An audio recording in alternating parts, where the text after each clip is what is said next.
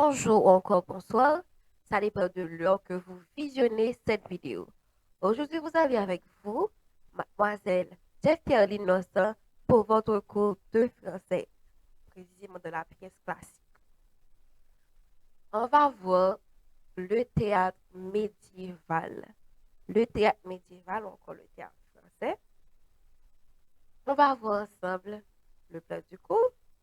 Le plan du cours n'est autre qu'un rappel sur le cours précédent, le début du théâtre français, étude du théâtre au Moyen-Âge, ensuite une évaluation pour voir ce que vous avez compris et retenu du cours précédent. Dans le cours précédent, on avait vu ensemble le théâtre romain.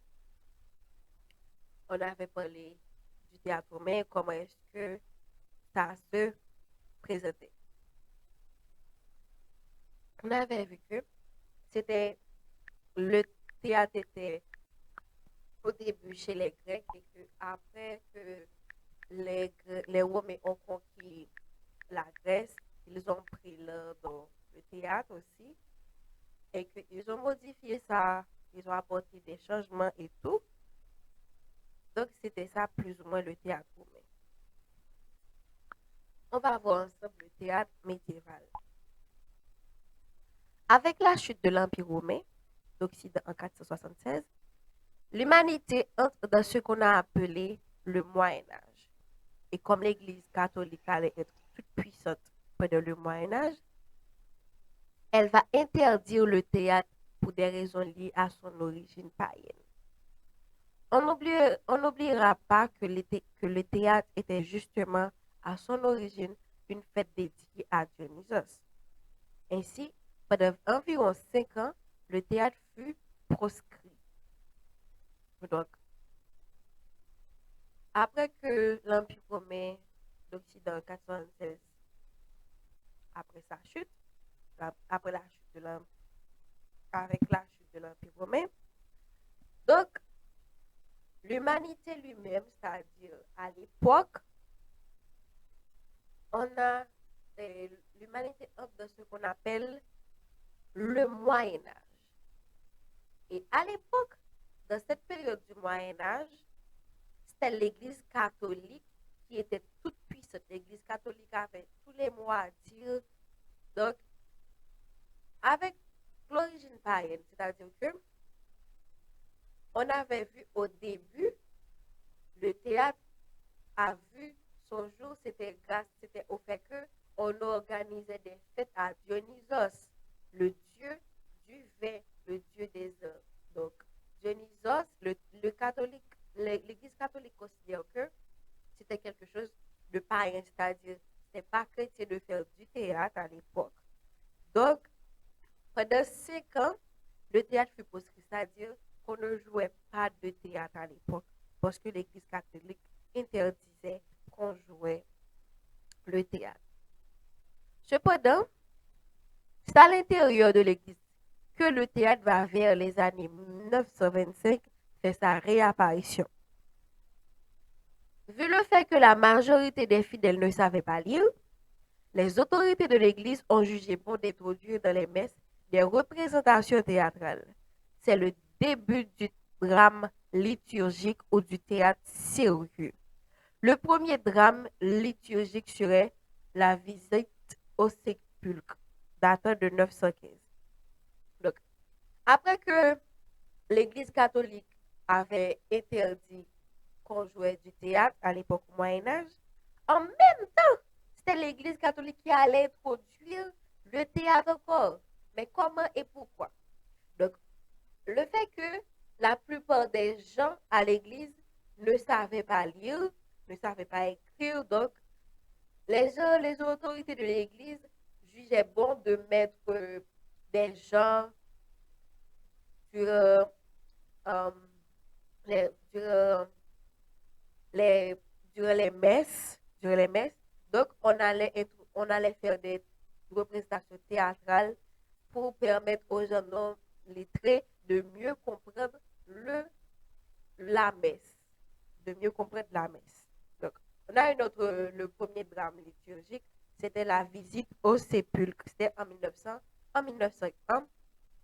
915 avant Jésus-Christ.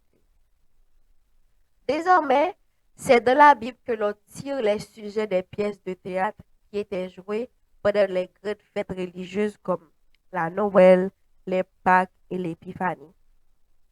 On allait également connaître d'autres jeux dramatiques comme le jeu, les miracles, les mystères.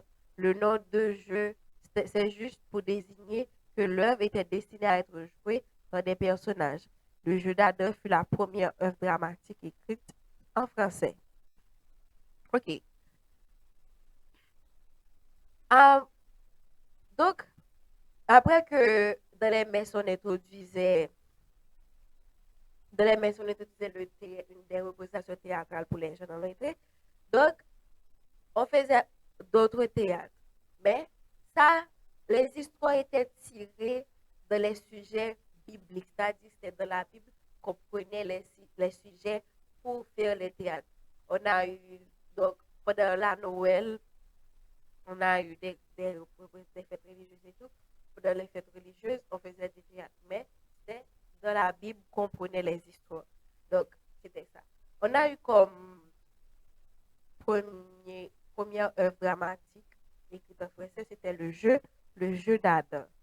Donc, quand on dit jeu, c'est juste pour désigner que l'œuvre est destinée à être jouée par des personnages.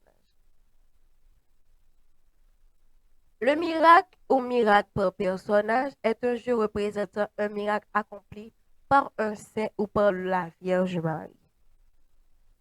Jean Baudel a écrit un jeu, c'est le jeu de Saint-Nicolas. Il y a aussi le miracle de Saint-Théophile, qui est le plus célèbre des miracles. Les mystères sont des œuvres destinées à être jouées, rassemblant toute une ville et exigeant plusieurs jours. Donc, on nous dit que le miracle était un jeu accompli comme si, c'est-à-dire un miracle accompli par un saint ou encore la Vierge Marie. Donc, vous connaissez l'histoire de la Vierge Marie. La Vierge Marie joue un rôle important dans la croyance des religieux. Donc, on a dit aussi que Jean Baudel a écrit un jeu, c'était le jeu de Saint-Nicolas et tout. On a eu le miracle de Saint-Théophile, donc c'était le plus célèbre des miracles. Le mystère de la passion de la Valentienne, écrit en 1547 et qui exigeait 25 jours de présentation. Puis le théâtre sort de l'église, c'est le théâtre profane et les pièces portent le nom de farce. Elles sont jouées pendant les foires, sur les places des marchés. Le plus connu des œuvres est la farce de Maître Patelin. Donc, on a eu la Passion Valentienne en 1713 qui disait 25 jours de présentation. C'est-à-dire qu'on allait présenter cette pièce pendant 25 jours. Ça durait 25 jours. Ensuite, le théâtre profane, c'était sorti de l'église. Ensuite, euh, chaque pièce porte le nom de farce. Elles sont jouées durant les foires, sur les places publiques. Donc, le plus connu des œuvres est la farce de Maître Patelin. Maintenant, après que je vous ai présenté le théâtre médiéval, maintenant nous allons faire une évaluation pour voir ce que vous avez compris, ce que vous avez retenu du cours. Nous avons comme première question, vous allez choisir la bonne réponse pour les questions suivantes. La première question, où se jouait le théâtre profane? Petit A à la mairie, petit B sur les parvis de l'église, petit C sur les places des marchés. C'est la bonne réponse.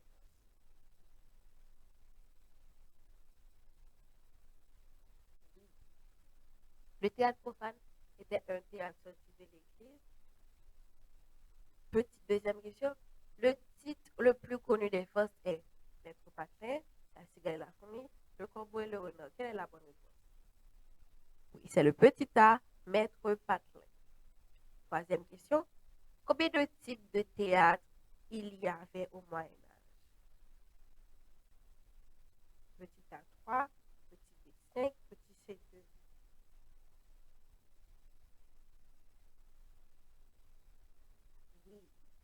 a eu deux types de théâtre. Quatrième question. Comment est-ce qu'on appelait les pièces de théâtre profanes? Petit A, théâtre. Petit C, farce. Petit C, comédie. Quelle est la bonne réponse? Oui, c'est petit B, farce. N'oubliez pas de vous abonner, de liker, de partager la vidéo pour pouvoir suivre beaucoup plus de cours.